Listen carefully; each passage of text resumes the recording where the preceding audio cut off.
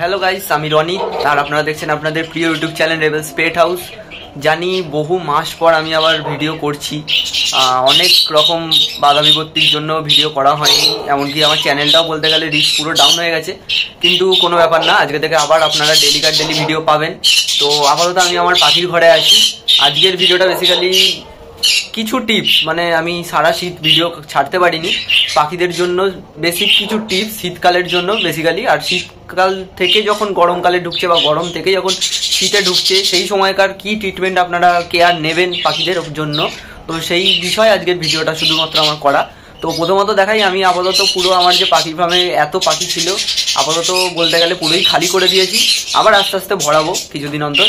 তো আগে আপনাদের দেখিয়ে দিই কি আছে কি নেই। ওটা আগে যাওয়ার আগে প্লিজ যারা নতুন ভিউয়ার্স আমার ভিডিও দেখছেন বা দেখেছেন আগেও বা পুরনো ভিডিও দেখছেন, প্লিজ চ্যানেলটাকে সাবস্ক্রাইব করে যাবেন আর বেল আইকনটা প্লিজ টিপে যাবেন, যাতে কিছু দরকারি ভিডিও তো আমি ছাড়ি বলতে গেলে আপনাদের হেল্প হয়। আপাতত আমি জানি যতটা আমি কাস্টমারদের থেকে পেয়েছি রিপ্লাই। তো চ্যানেলটাকে সাবস্ক্রাইব করে দেবেন, ভিডিওটা ভালো লাগলে প্লিজ একটা লাইক করে। চলুন ভিডিওটা স্টার্ট করা যাক।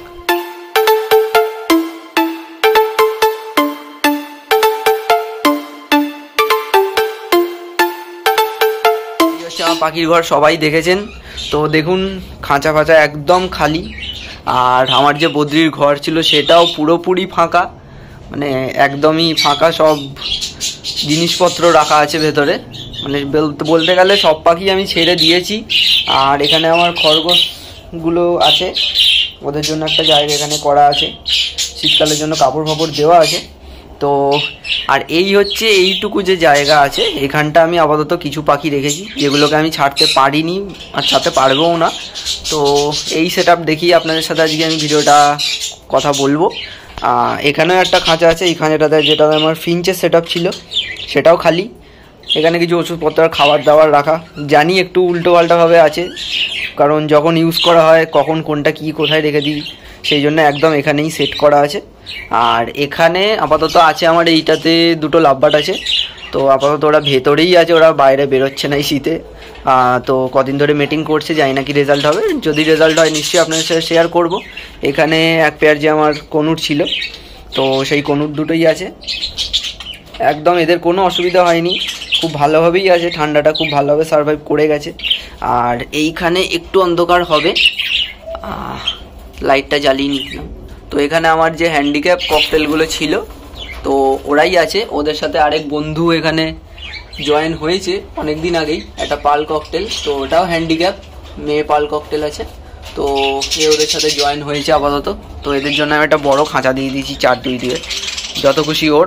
তো কালকে আরেকটা ককটেল আসবে হ্যান্ডিক্যাপ, মানে হ্যান্ডিক্যাপ যত রকম পাখি আছে, কেউ যদি বলেন যে রাখতে পারছি না বা ছেড়ে দেবো, প্লিজ আমাকে দিয়ে দিন, আমি ওদের যত সম্ভব পারবো ভালো রাখবো।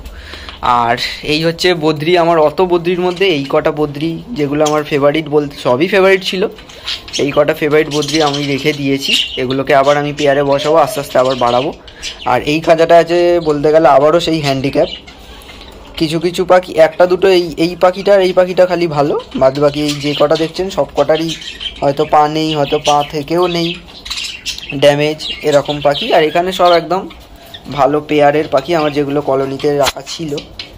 তো আলোটা বন্ধ করে নিই, দেখতে সুবিধা হবে। তো আপাতত এখানে একটা ডুম জ্বলছে, দেখতেই পাচ্ছেন। ডুমটার জন্যই শীতকালটা বদ্রিগুলো খুব ভালোভাবে সার্ভাইভ করলো। আর একদম এদের সামনে রেখেছি, তো সকালে যখন এটা তুলে দিই রোদ্দুরটা চলে আসে, সারাদিন রোদ্দুরটা পায় পাখিগুলো আমার। তো এটাই হচ্ছে ব্যাপার, এইভাবে আমি রেখেছি আপাতত পাখিগুলোকে। তো বেসিক কিছু টিপস যেগুলো আপনাদেরকে আজকে বলবো, সেগুলোর মধ্যে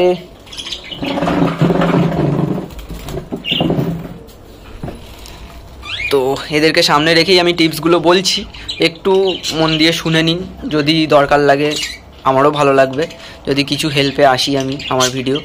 তো বেসিক কিছু টিপস হচ্ছে, যখন দেখছেন যে গরম থেকে শীতে ঢুকছে, মানে শীতকালে ঢুকছে, ওয়েদারটা যখন চেঞ্জ হচ্ছে, তখন কোনো দিক না ভেবে, কারোর কথা না শুনে, কাউকে কিচ্ছু মানে কারোর থেকে পরামর্শ না নিয়ে পাখিকে হালকা উষ্ণ জল দেওয়া শুরু করুন।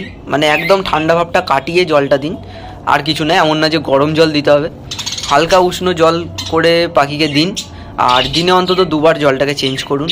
যদি ভিটামিন কিছু যদি ওষুধ দেন, ওষুধ জল নিশ্চয়ই চেঞ্জ করুন 2 ঘন্টা ছাড়া, নতুন আবার ফ্রেশ জল অ্যাড করুন।